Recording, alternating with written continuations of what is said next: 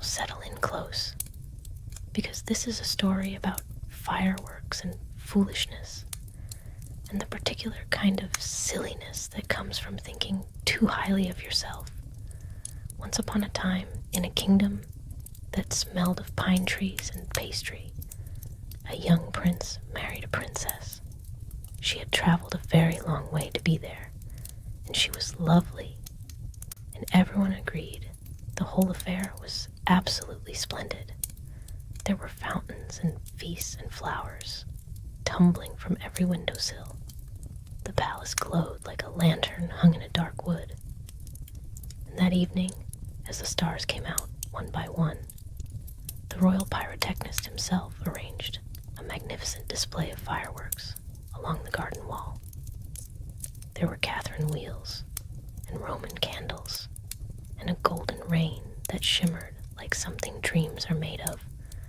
But pride of place, the finest, the tallest, the most elaborately constructed of them all, was a single magnificent rocket. He knew he was magnificent too. That was rather the trouble. The fireworks chattered amongst themselves as fireworks do, cheerfully, warmly, with great excitement about the evening ahead. But the rocket stood apart. He had that particular stillness of someone who wants very much to be noticed, not noticing anyone. Finally he spoke, and once he started, he did not stop for a considerable time. "I understand," he announced grandly, "that the prince was in quite an agony of nervousness, waiting to meet me this evening." He paused to let that land. "Naturally, I am not the sort of thing one encounters every day." The other fireworks blinked at each other. "I have been told," he continued, "that I shall go higher than any rocket has ever gone before. The effect will be extraordinary. The world will be talking about it." There was a small, polite silence. Then someone, a little Bengal light, very cheerful, said that she hoped the weather would hold. The rocket looked at her with the expression of a person who has been gravely interrupted. "I never discuss weather," he said. "It is a commonplace subject." Now, the rocket had a sensitive nature.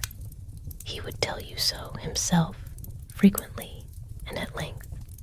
He believed that great souls feel things more deeply than ordinary souls, and he considered himself the greatest soul present, so you can imagine how much he felt. He began to reflect, as the evening deepened, on a hypothetical. What if the prince were to die someday? What if the princess were to grieve? Why, the very thought was unbearable. He, the rocket, would feel it more than anyone, more than even the princess herself, probably. And this thought, this imagined sorrow about something that had not happened and showed no sign of happening, moved him so deeply that tears began to roll down his long paper sides. "I am weeping," he announced with some satisfaction. A small Catherine wheel nearby edged away slightly. The tears dripped quietly down. The rocket didn't notice, or rather, he noticed very much and found it very becoming. What he did not notice was that the tears were soaking slowly, steadily, all the way down into his powder. But we shall come back to that. The night deepened into velvet. The guests gathered on the lawn, their faces turned upward, pale and expectant as flowers opening toward the moon. And then the display began. Oh, it was glorious. The Catherine wheels spun like small ecstatic suns. The Roman candles threw up great armfuls of colored stars, gold and crimson and a blue so deep it hurt. The golden rain fell in long shimmering curtains that made the ladies gasp and the children shriek with joy. One after another they blazed and burst and faded, each one giving everything it had to that one perfect, beautiful moment. And then came the rocket's turn. The royal pyrotechnist touched his flame to the fuse. He waited. He held his breath. Everyone held their breath. Nothing happened. He tried again. Still nothing. The rocket sat there, perfectly silent, perfectly still, perfectly damp. They turned him over. They examined him. And at last, with a little shake of the head, the royal pyrotechnist set him aside. A dud, he said simply, and that was that. The rocket was thrown into a ditch at the edge of the garden. The ditch was muddy and overgrown and quiet, and the rocket landed in it with an undignified squelch.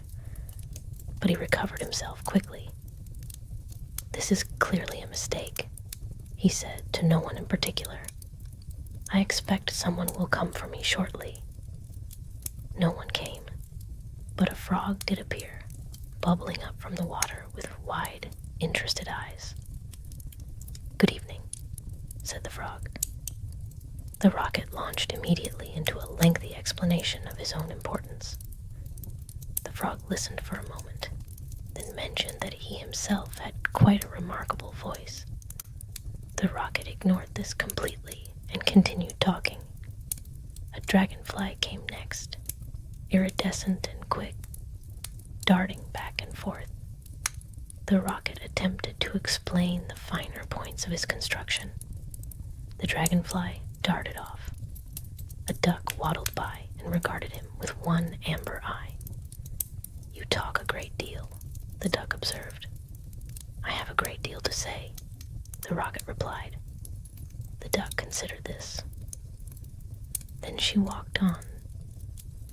The frog had long since returned to the water. The dragonfly was a distant glimmer. The rocket was quite alone, still talking, into the soft green silence of the ditch. Days passed. The grass grew up around him, and the mud softened in the rain, and then dried again in the sun. The rocket continued to believe that something important was about to happen to him. It always felt, he thought, just around the corner. Then one morning, 2 boys came scrambling through the long grass, looking for dry sticks to make a fire. They poked around in the undergrowth with the cheerful ruthlessness that boys have, and one of them turned over a stick that turned out to be something long and paper-wrapped and rather battered. "Ooh," said the boy, "a rocket. Probably old," said the other boy. "Doesn't matter," said the first, and into the bundle of kindling he went. The rocket, for his part, was beside himself with relief. At last someone had recognized his worth. He was being placed upon a fire, which was clearly, obviously, a position of honor.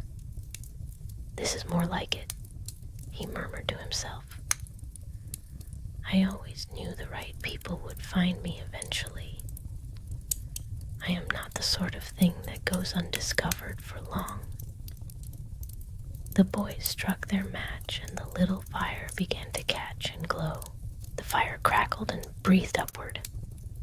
The heat climbed, and then, with a sound like a long, slightly indignant hiss, the rocket finally went off. Up he went, not terribly high, not terribly fast, a little wobbling spiral into the afternoon sky. He shed a few sparks. He made a noise not unlike a sneeze. And then, near the top of his arc, he burst, quietly, privately, into a small scatter of fading embers. Below, the boys had already run off to find their lunch. The meadow was empty. A cow grazed nearby and did not look up. A sparrow tilted its head at something in the hedge. No one saw the rocket go off. Not a single soul. But just before the last spark went out, the rocket had one final, shining thought. "I knew I would make a sensation. I knew it. I have made a most remarkable impression on the world. And then he was gone, a little curl of smoke, drifting off toward the trees. Now, is there a lesson in this? Oh, I think we all know there is.